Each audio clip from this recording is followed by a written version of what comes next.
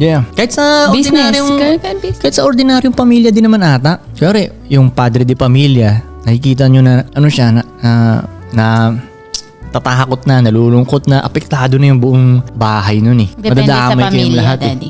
Depende sa pamilya. Pero parang ano na siya, parang meron na siyang crack. Imagine mo yung padre di pamilya nyo talagang hindi talaga tumitiklop kahit anong mangyari. Wag yung tiwala nyo lang, yun, parang syempre, di ba nai-guess mo? Tsaka parang ang taas ng standards mo nun pag ganun yung tatay mo. Totoo talaga.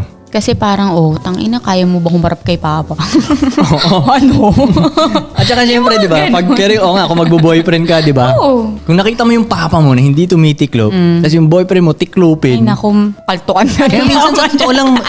sa totoo lang maganda talaga mag-set ng standards talaga ang mga tatay eh. Oo. Sa mga Sila anak naman nilang talaga babae. ang una lagi. Tatay talaga ang magandang mag-set ng standards yan. No? Sila talaga. Sila nga magbibuild sila ang foundation eh. Totoo.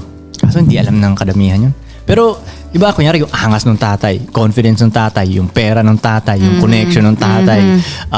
Naku, wag ka na mag-boyfriend.